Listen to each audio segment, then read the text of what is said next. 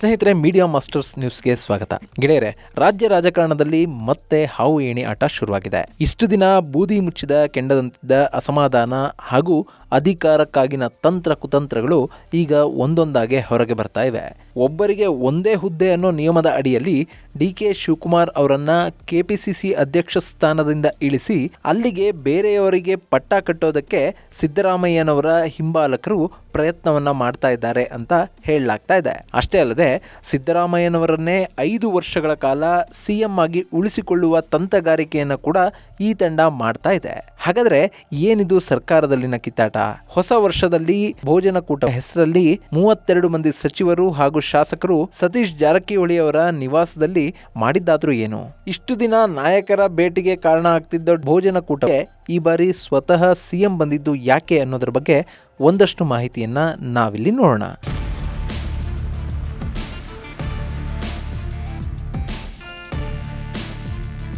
ಗೆಳೆಯರೆ, ರಾಜ್ಯ ರಾಜಕಾರಣದಲ್ಲಿ ಮತ್ತೆ ಸಿಎಂ, ಡಿಸಿಎಂ, ಕೆಪಿಸಿಸಿ ಅಧ್ಯಕ್ಷ ಪಟ್ಟಗಳ ಸದ್ದು ಕೇಳಿ ಬರ್ತಾ ಇದೆ.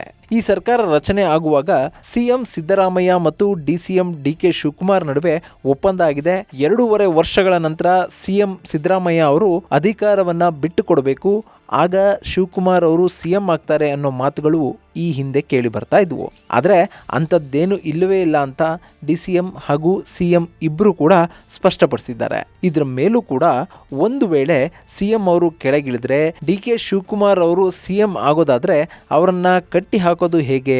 ಹಾಗೇನೆ ಇಲ್ಲಿ ಸಿಎಂ ಹುದ್ದೆಯಿಂದ ಸಿದ್ದರಾಮಯ್ಯನವರನ್ನ ಇಳಿಸದೇ ಇರೋ ಹಾಗೆ ಉಳಿಸಿಕೊಳ್ಳೋದು ಹೇಗೆ ಅನ್ನೋದ್ರ ಬಗ್ಗೆ ಸಾಕಷ್ಟು ಚರ್ಚೆಗಳು ಕೂಡ ನಡೆದಿವೆ. ಗೆಳೆಯರೆ, ನಿಮಗೆ ನೆನಪಿರಬೇಕು, ಮೂಡ ಹಗರಣ ಹೊರಬಂದ ಸಂದರ್ಭದಲ್ಲಿ ಸಿದ್ದರಾಮಯ್ಯನವರು ರಾಜೀನಾಮೆ ಕೊಡಬಹುದು ಅನ್ನೋ ಮಾತುಗಳು ಕೇಳಿ ಬಂದಿದ್ವು. ಆಗ ಯಾರನ್ನ ಮುಖ್ಯಮಂತ್ರಿ ಮಾಡಬೇಕು ಅನ್ನೋ ನಿಟ್ಟಿನಲ್ಲಿ ಸಾಕಷ್ಟು ಚರ್ಚೆಗಳು ಕೂಡ ಆಗಿದ್ವು. ಗೃಹ ಸಚಿವ ಜಿ. ಪರಮೇಶ್ವರ್, ಸಚಿವ ಸತೀಶ್ ಜಾರಕಿಹೊಳಿ, ಎಚ್.ಸಿ. ಮಹದೇವಪ್ಪ ಮನೆಗಳಲ್ಲಿ ಊಟಕ್ಕೆ ಅಂತ ಸೇರ್ತಾ ಇದ್ದ ಸಚಿವರು ಹಾಗೂ ಶಾಸಕರು ಅಲ್ಲಿ ಇಂತಹ ವಿಷಯಗಳನ್ನ ಮಾತಾಡ್ತಾ ಇದ್ರು ಅನ್ನೋದು ಭಾರಿ ಚರ್ಚೆಗೆ ಕೂಡ ಕಾರಣ ಆಗ್ತಾ ಇತ್ತು. ಒಂದು ವೇಳೆ ಸಿದ್ದರಾಮಯ್ಯ ಸಿಎಂ ಪಟ್ಟದಿಂದ ಕೆಳಗೆ ಇಳಿದಿದ್ದೇ ಆದಲ್ಲಿ ಅಲ್ಲಿಗೆ ಸತೀಶ್ ಜಾರಕಿಹೊಳಿ ಅವರನ್ನ ತಂದು ಕೂರಿಸಬೇಕು ಅನ್ನೋದಕ್ಕೆ ಸಚಿವರು ಹಾಗೂ ಶಾಸಕರ ಒಂದು ತಂಡ ಒಪ್ಪಿಗೆ ಕೊಟ್ಟಿದೆ ಅನ್ನೋ ಮಾಹಿತಿ ಕೂಡ ಹೊರಬಿದ್ದಿತ್ತು. ಆದರೆ ಮೂಡ ಪ್ರಕರಣದಲ್ಲಿ ಸದ್ಯಕ್ಕೆ ಸಿಎಂ ಸಿದ್ದರಾಮಯ್ಯ ಪಾರಾಗಿದ್ದಾರೆ. ಅವರ ಬೆನ್ನಿಗೆ ಇಡೀ ಪಕ್ಷ ನಿಂತಿದ್ದ ಕಾರಣದಿಂದ ಹಾಗೂ ತನಿಖೆಯ ವೇಗ ಮತ್ತು ನ್ಯಾಯಾಲಯ ಕೊಟ್ಟ ಆದೇಶಗಳ ಕಾರಣದಿಂದ ಸಿಎಂ ಸಿದ್ದರಾಮಯ್ಯನವರು ರಾಜೀನಾಮೆ ಕೊಡುವಂತಹ ಪ್ರಸಂಗ ಇಲ್ಲಿವರೆಗೂ ಬಂದಿಲ್ಲ. ಹೀಗಾಗಿ ಅವರನ್ನೇ ಇನ್ನಷ್ಟು ದಿನಗಳ ಕಾಲ ಉಳಿಸಿಕೊಳ್ಳುವ ಕೆಲಸವನ್ನ ಈ ಹಿಂಬಾಲಕ ಪಡೆ ಮಾಡ್ತಾ ಇದೆ ಅಂತ ಹೇಳಲಾಗ್ತಾ ಇದೆ. ಇಲ್ಲಿ ಸಿದ್ದರಾಮಯ್ಯನವರ ಬಲ ಹೆಚ್ಚಾಗಬೇಕು ಅಂದ್ರೆ ಡಿ.ಕೆ. ಶಿವಕುಮಾರ್ ಅವರ ಬಲವನ್ನ ಕಡಿಮೆ ಮಾಡಬೇಕು. ಅದಕ್ಕೇನ್ ಮಾಡಬೇಕು? ಸಂಪುಟ ಪುನರ್ರಚನೆ ಸಂದರ್ಭದಲ್ಲಿ ಡಿಸಿಎಂರ ಆಪ್ತ ಸಚಿವರನ್ನ ಕೈಬಿಟ್ಟು ಅಲ್ಲಿಗೆ ಬೇರೆಯವರನ್ನ ತರಬೇಕು. ಹಾಗೇನೆ ಸಾಧ್ಯ ಆದಷ್ಟು ಸಂಪುಟ ಪುನರ್ರಚನೆ ಸಂದರ್ಭದಲ್ಲಿ ಸಿಎಂ ಮಾತೆ ಫೈನಲ್ ಆಗುವಂತೆ ನೋಡ್ಕೊಳ್ಬೇಕು. ಹೀಗಾದಾಗ ಮಾತ್ರ ಸಿಎಂ ಬಲ ಹೆಚ್ಚಾಗುತ್ತೆ ಅನ್ನೋದು ಅವರ ಆಪ್ತ ಸಚಿವರು ಹಾಗೂ ಶಾಸಕರ ಅಭಿಪ್ರಾಯದಂತೆ ಕಾಣ್ತಾ ಇದೆ. ಹೀಗಾಗಿನೇ ಹೊಸ ವರ್ಷದ ಆರಂಭದಲ್ಲೇ ಸಚಿವ ಸತೀಶ್ ಜಾರಕಿಹೊಳಿ ತಮ್ಮ ನಿವಾಸದಲ್ಲಿ ಸಿಎಂ ಸಿದ್ದರಾಮಯ್ಯ ಸೇರಿದ ಹಾಗೆ ಸಂಪುಟದ ಸಹೋದ್ಯೋಗಿಗಳು ಹಾಗೂ ಆಪ್ತ ಶಾಸಕರಿಗೆ ಭೋಜನಕೂಟವನ್ನ ಏರ್ಪಾಟು ಮಾಡಿದ್ರು. ಅಲ್ಲಿ ಡಿ.ಕೆ. ಶಿವಕುಮಾರ್ ಅವರ ಬಲವನ್ನ ಕಡಿಮೆ ಮಾಡುವ ಕೆಲಸ ಆಗಬೇಕು ಅನ್ನೋ ಚರ್ಚೆಗಳಾಗಿವೆ ಅನ್ನೋ ಮಾಹಿತಿಗಳು ಹೊರಬಿದ್ವು. ಅದರಲ್ಲೂ ಡಿ.ಕೆ. ಅವರನ್ನ ಕೆಪಿಸಿಸಿ ಅಧ್ಯಕ್ಷ ಗಾದಿಯಿಂದ ಕೆಳಗಿಳಿಸುವ ಬಗ್ಗೆ ಚರ್ಚೆಗಳು ನಡೆದಿವೆ ಅಂತ ಹೇಳಲಾಯಿತು. ಇಲ್ಲಿ ಡಿ.ಕೆ. ಶಿವಕುಮಾರ್ ಅವರನ್ನ ಕೆಳಗಿಳಿಸೋದ್ರ ಮೂಲಕ ಆ ಸ್ಥಾನಕ್ಕೆ ಸಿದ್ದರಾಮಯ್ಯ ಬಣದ ಯಾರನ್ನಾದ್ರೂ ತಂದು ಕೂರಿಸುವ ಚರ್ಚೆ ಆಗ್ತಾ ಇದೆ ಅಂತ ಹೇಳಲಾಗ್ತಾ ಇದೆ. ಈ ರೇಸ್ನಲ್ಲಿ ಕೂಡ ಸತೀಶ್ ಜಾರಕಿಹೊಳಿ ಹೆಸರು ಪ್ರಬಲವಾಗಿ ಕೇಳಿ ಬರ್ತಾ ಇತ್ತು. ಆದರೆ ಇಲ್ಲಿ ಸಿದ್ದರಾಮಯ್ಯ ಹಾಗೂ ಸತೀಶ್ ಜಾರಕಿಹೊಳಿ ಇಬ್ಬರೂ ಕೂಡ ಹಿಂದುಳಿದ ವರ್ಗದ ನಾಯಕರಾಗಿದ್ದಾರೆ. ಹೀಗಾಗಿ ಹಿಂದುಳಿದ ವರ್ಗದ ನಾಯಕ ಸಿಎಂ ಆಗಿರೋ ಸಂದರ್ಭದಲ್ಲಿ ಅದೇ ರೀತಿಯ ನಾಯಕನನ್ನ ಪಕ್ಷದ ಅಧ್ಯಕ್ಷನ ಹುದ್ದೆಗೆ ನೇಮಿಸೋದ್ರಿಂದ ಪಕ್ಷಕ್ಕೆ ಹೆಚ್ಚಿನ ಲಾಭ ಆಗೋದಿಲ್ಲ. ಇಲ್ಲಿ ಡಿ.ಕೆ. ಶಿವಕುಮಾರ್ ಅವರನ್ನ ಕೆಳಗಿಳಿಸೋದ್ರಿಂದ ಒಕ್ಕಲಿಗ ಮುಖಂಡನನ್ನ ಕೆಪಿಸಿಸಿ ಅಧ್ಯಕ್ಷ ಸ್ಥಾನದಿಂದ ಕೆಳಗಿಳಿಸಿದಂತಾಗುತ್ತೆ. ಹೀಗಾಗಿ ಈ ಪಟ್ಟಕ್ಕೆ ಒಕ್ಕಲಿಗ ಅಥವಾ ಅಷ್ಟೇ ಪ್ರಬಲವಾಗಿರುವ ಲಿಂಗಾಯತ ಸಮುದಾಯದ ನಾಯಕನನ್ನ ತಂದು ಕೂರಿಸುವ ಬಗ್ಗೆ ಚರ್ಚೆಗಳು ಆಗಿವೆ. ಈ ಎರಡೂ ಸಾಧ್ಯತೆಗಳು ಈಡೇರದೇ ಇದ್ರೆ ಅಲ್ಲಿಗೆ ದಲಿತ ನಾಯಕನನ್ನ ತಂದು ಕೂರಿಸುವ ಸಾಧ್ಯತೆಗಳು ಕೂಡ ಇವೆ ಅಂತ ಹೇಳಲಾಗ್ತಾ ಇದೆ. ಹೀಗಾಗಿ ಇಲ್ಲಿ ಕೆಪಿಸಿಸಿ ಅಧ್ಯಕ್ಷ ಗಾದಿಗೆ ಎಂ.ಬಿ. ಪಾಟೀಲ್ ಹಾಗೂ ಈಶ್ವರ್ ಖಂಡ್ರೆ ಅವರ ಹೆಸರು ಕೇಳಿ ಬರ್ತಾ ಇತ್ತು. ಸದ್ಯಕ್ಕೆ ಎಂ ಬಿ ಪಾಟೀಲ್ ಅವರಿಗೆ ಕೆಪಿಸಿಸಿ ಅಧ್ಯಕ್ಷ ಗಾದಿಯನ್ನ ಒಪ್ಪಿಕೊಳ್ಳುವಂತಹ ಮನಸ್ಸಿಲ್ಲ. ಆದರೆ ಈಶ್ವರ್ ಖಂಡ್ರೆ ಅದಕ್ಕೆ ಸಿದ್ಧರಾಗಿದ್ದಾರೆ ಅನ್ನೋ ಮಾಹಿತಿಗಳು ಲಭ್ಯ ಆಗ್ತಾ ಇವೆ. ಇಲ್ಲಿ ಖಂಡ್ರೆ ಕೆಪಿಸಿಸಿ ಅಧ್ಯಕ್ಷರಾದ್ರೆ ತಮ್ಮ ಸ್ಥಾನಕ್ಕೆ ರಾಜೀನಾಮೆ ಕೊಡೋದಕ್ಕೂ ಕೂಡ ಸಿದ್ಧ ಇದ್ದಾರೆ ಅನ್ನೋ ಮಾಹಿತಿಗಳು ಇವೆ. ಇದಲ್ಲದೆ ಈಶ್ವರ್ ಖಂಡ್ರೆ ಸಿದ್ದರಾಮಯ್ಯ ಅವರ ಆಪ್ತ ಬಣದಲ್ಲಿ ಕೂಡ ಗುರುತಿಸಿಕೊಂಡಿದ್ದಾರೆ. ಒಂದು ಲೆಕ್ಕಾಚಾರದಲ್ಲಿ ಮೂಲ ಕಾಂಗ್ರೆಸ್ಸಿಗರು ಕೂಡ ಆಗಿದ್ದಾರೆ. ಹೀಗಾಗಿ ಖಂಡ್ರೆ ಅವರ ಆಯ್ಕೆಗೆ ಹೈಕಮಾಂಡ್ ಕೂಡ ಗ್ರೀನ್ ಸಿಗ್ನಲ್ ಕೊಡಬಹುದು ಅನ್ನೋ ಲೆಕ್ಕಾಚಾರ ಸಿದ್ದರಾಮಯ್ಯ ಅವರ ಬಣದ್ದು.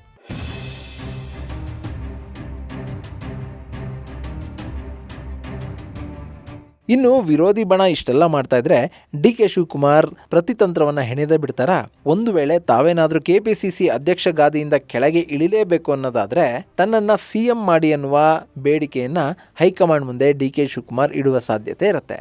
ಒಂದು ವೇಳೆ ಅದಕ್ಕೂ ಒಪ್ಪದೆ ಹೋದ್ರೆ ನೀವು ಡಿಸಿಎಂ ಆಗಿ ಮುಂದುವರಿರಿ ಅಂತ ಹೇಳಿದ್ದೇ ಆದಲ್ಲಿ ಡಿ ಕೆ ಶಿವಕುಮಾರ್ ತನ್ನ ಬೆಂಬಲಿಗರಿಗೆ ಸಂಪುಟದಲ್ಲಿ ಹೆಚ್ಚಿನ ಸ್ಥಾನವನ್ನ ಕೇಳುವಂತಹ ಸಾಧ್ಯತೆಗಳು ಕೂಡ ಇರ್ತವೆ. ಹೀಗಾದಾಗ ತನ್ನ ಬೆಂಬಲಿಗರ ಪಡೆಯನ್ನ ಹೆಚ್ಚಿಸಿಕೊಳ್ಳಬಹುದು ಅನ್ನೋ ಲೆಕ್ಕಾಚಾರಕ್ಕೆ ಡಿ ಕೆ ಶಿವಕುಮಾರ್ ಬರಬಹುದು.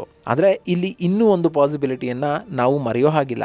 ಈ ಹಿಂದೆನೆ ಡಿ ಕೆ ಶಿವಕುಮಾರ್ ಒಂದು ಮಾತನ್ನ ಹೇಳಿದ್ರು. ತನ್ನನ್ನ ಡಿಸಿಎಂ ಹಾಗೂ ಕೆಪಿಸಿಸಿ ಎರಡೂ ಹುದ್ದೆಗಳಲ್ಲಿ ಮುಂದುವರಿಸಿ ಒಂದು ವೇಳೆ ಕೆಪಿಸಿಸಿ ಅಧ್ಯಕ್ಷ ಹುದ್ದೆಯನ್ನ ಬಿಟ್ಟು ಡಿಸಿಎಂ ಆಗಬೇಕು ಅಂತಾದ್ರೆ ತಾನು ಕೆಪಿಸಿಸಿ ಅಧ್ಯಕ್ಷ ಗಾದಿಯನ್ನೇ ಒಪ್ಪಿಕೊಳ್ತೇನೆ, ನನಗೆ ಯಾವುದೇ ಸಚಿವ ಸ್ಥಾನ ಬೇಡ ಅನ್ನೋ ಮಾತುಗಳನ್ನ ಡಿ ಕೆ ಶಿವಕುಮಾರ್ ಹೇಳಿದ್ರು. ಸದ್ಯಕ್ಕೆ ರಾಜ್ಯದಲ್ಲಿ ಕಾಂಗ್ರೆಸ್ ಪಕ್ಷದ ಆಡಳಿತವೇ ನಡೀತಾ ಇದೆ. ಈ ಸಂದರ್ಭದಲ್ಲಿ ತಾನು ಕೆಪಿಸಿಸಿ ಅಧ್ಯಕ್ಷನಾಗೇ ಉಳಿದುಕೊಂಡ್ರೆ ಮುಂದಿನ ಚುನಾವಣೆಯವರೆಗೂ ಕೂಡ ತಾನೇ ಅಧ್ಯಕ್ಷನಾಗಿ ಇರಬಹುದು ಅನ್ನೋ ಲೆಕ್ಕಾಚಾರಕ್ಕೆ ಡಿ ಕೆ ಶಿವಕುಮಾರ್ ಬರಬಹುದು. ಹಾಗೇನೆ ತನ್ನ ಬೆಂಬಲಿಗರು ಸಚಿವ ಸಂಪುಟದಲ್ಲಿ ಇರೋದ್ರಿಂದ ಕೂಡ ಅವರ ಬೆಂಬಲ ಸದಾ ತನ್ನ ಕಡೆಯೇ ಇರುವಂತೆ ಕೂಡ ಅವರು ಮಾಡಿಕೊಳ್ಳಬಹುದು. ಇನ್ನು ಮುಂದಿನ ಚುನಾವಣೆ ಸಂದರ್ಭದಲ್ಲಿ ಒಂದು ವೇಳೆ ಕಾಂಗ್ರೆಸ್ ಪಕ್ಷವೇ ಅಧಿಕಾರಕ್ಕೆ ಬಂದಿದ್ದೇ ಆದಲ್ಲಿ ಆಗ ಅಧಿಕೃತವಾಗಿ ತಾನು ಕೆಪಿಸಿಸಿ ಅಧ್ಯಕ್ಷನಾಗಿದ್ದೇನೆ, ತನ್ನ ನಾಯಕತ್ವದಲ್ಲಿ 2023 ಹಾಗೂ 2028 ಎರಡೂ ಬಾರಿ ಕೂಡ ಕಾಂಗ್ರೆಸ್ ಪಕ್ಷ ಗೆದ್ದಿದೆ, ಹೀಗಾಗಿ ನನ್ನನ್ನು ಮುಖ್ಯಮಂತ್ರಿಯನ್ನಾಗಿ ಮಾಡಿ ಅಂತ ಅಧಿಕಾರವನ್ನು ಕೂಡ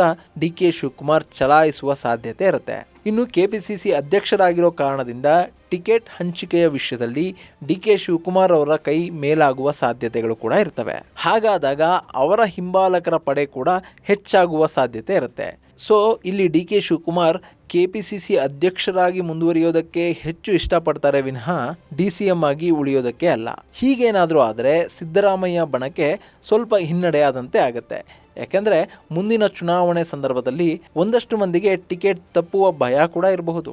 ಆದರೆ ಇಲ್ಲಿ ಸಿದ್ದರಾಮಯ್ಯ ಬಣ ಸ್ವಲ್ಪ ನಿಟ್ಟುಸಿರು ಕೂಡ ಬಿಡುವ ಸಾಧ್ಯತೆ ಇರುತ್ತೆ. ಯಾಕೆಂದರೆ ಡಿ ಕೆ ಶಿವಕುಮಾರ್ ಕೆಪಿಸಿಸಿ ಅಧ್ಯಕ್ಷರಾಗಿ ಮುಂದುವರೆದಿದ್ದೇ ಆದಲ್ಲಿ ಸಿದ್ದರಾಮಯ್ಯನವರನ್ನು ಕೆಳಗಿಳಿಸುವ ಪ್ರಯತ್ನವನ್ನು ಹೈಕಮಾಂಡ್ ಕೂಡ ಮಾಡಲಾರ್ದು. ಹೀಗಾಗಿ ಸಿದ್ದರಾಮಯ್ಯ ಮುಂದಿನ 3.25 ವರ್ಷಗಳ ಕಾಲ ಸಿಎಂ ಆಗಿ ಮುಂದುವರಿಯುವ ಸಾಧ್ಯತೆ ಇರುತ್ತೆ. ಅಲ್ಲಿಗೆ ಸಿದ್ದರಾಮಯ್ಯ ಅವರ ಬಣ ಅಂದುಕೊಂಡಿದ್ದನ್ನು ಸಾಧಿಸಿದಂತೆ ಆಗುತ್ತೆ. ಒಂದು ವೇಳೆ ಇಲ್ಲಿ ಡಿ ಕೆ ಶಿವಕುಮಾರ್ ಕೆಪಿಸಿಸಿ ಅಧ್ಯಕ್ಷ ಹುದ್ದೆಯನ್ನು ಬಿಟ್ಟಿದ್ದೇ ಆದಲ್ಲಿ, ಅವರು ಡಿಸಿಎಂ ಆಗಿ ಮುಂದುವರೆದಿದ್ದೇ ಆದಲ್ಲಿ ಪಕ್ಷದ ಮೇಲಿನ ಹಿಡಿತವನ್ನ ಸಿದ್ದರಾಮಯ್ಯ ಬಣ ಬಿಗಿಗೊಳಿಸುವ ಸಾಧ್ಯತೆಗಳು ಕೂಡ ಇರ್ತವೆ. ಆದರೆ ಇಲ್ಲಿ ಸಿದ್ದರಾಮಯ್ಯ ಬಣ ಹಾಗೂ ಡಿ ಕೆ ಶಿವಕುಮಾರ್ ಇಬ್ಬರು ಕೂಡ ಒಂದು ವಿಷಯವನ್ನ ಮರೆತಂತೆ ಕಾಣ್ತಾ ಇದೆ. ಈಗ ಎಐಸಿಸಿಯ ಅಧ್ಯಕ್ಷರಾಗಿರೋದು ಮಲ್ಲಿಕಾರ್ಜುನ ಖರ್ಗೆ. ಅವರಿಗೆ ಕರ್ನಾಟಕ ರಾಜ್ಯ ರಾಜಕಾರಣದ ಇಂಚಿಂಚು ಮಾಹಿತಿ ಕೂಡ ಇದೆ. ಹೀಗಾಗಿ ಡಿ ಕೆ ಶಿವಕುಮಾರ್ ಹಾಗೂ ಸಿದ್ದರಾಮಯ್ಯ ಅವರ ಬಗ್ಗೆ ನಿರ್ಧಾರಗಳನ್ನು ತೆಗೆದುಕೊಳ್ಳುವ ಸಂದರ್ಭದಲ್ಲಿ ಎಐಸಿಸಿಗೆ ಸ್ಪಷ್ಟತೆ ಇರುತ್ತೆ. ಸೊ ಅವರು ತೆಗೆದುಕೊಳ್ಳುವಂತಹ ನಿರ್ಧಾರ ಯಾವುದೇ ಬಣಗಳಿಗೂ ಕೂಡ ಗೆಲುವು ಸಿಕ್ತು ಅನ್ನೋ ಹಾಗೆ ಇರೋದಿಲ್ಲ ಅಂತ ಹೇಳಲಾಗ್ತಾ ಇದೆ. ಒಟ್ನಲ್ಲಿ ಅಧಿಕಾರಕ್ಕಾಗಿ ಈಗ ಕಾಂಗ್ರೆಸ್ ಪಕ್ಷದಲ್ಲೇ ಒಳ ಜಗಳಗಳು ಶುರುವಾಗಿವೆ. ಇದು ಎಲ್ಲಿಗೆ ಹೋಗಿ ಮುಟ್ಟಲಿದೆ ಅನ್ನೋದನ್ನ ಕಾದು ನೋಡಬೇಕು. ಸದ್ಯಕ್ಕೆ ಡಿ ಕೆ ಶಿವಕುಮಾರ್ ಅವರು ಕುಟುಂಬದೊಂದಿಗೆ ವಿದೇಶಿ ಪ್ರವಾಸದಲ್ಲಿದ್ದಾರೆ. ಅವರು ಬಂದ ನಂತರ ಈ ರಾಜಕೀಯ ಚಿತ್ರಣ ಹೇಗೆ ಬದಲಾಗುತ್ತೆ ಅನ್ನೋದನ್ನ ಕಾದು ನೋಡೋಣ. ಇದು ಗೆಳೆಯರೆ, ಸಿದ್ದರಾಮಯ್ಯ ಅವರ ಬಣ ಹೊಸ ವರ್ಷದ ಊಟದ ನೆಪದಲ್ಲಿ ಸಭೆ ಸೇರಿ ಸಿದ್ದರಾಮಯ್ಯ ಅವರ ಬಲವನ್ನ ಹೆಚ್ಚಿಸಬೇಕು ಅನ್ನೋ ನಿರ್ಧಾರವನ್ನ ಮಾಡಿರೋದ್ರ ಬಗ್ಗೆ ಒಂದಷ್ಟು ಮಾಹಿತಿ. ಮುಂದಿನ ವಿಡಿಯೋದಲ್ಲಿ ಮತ್ತೊಂದು ವಿಶೇಷವನ್ನ ನಿಮ್ಮ ಮುಂದಿಡ್ತೀನಿ. ಅಲ್ಲಿವರೆಗೂ ನಮಸ್ಕಾರ.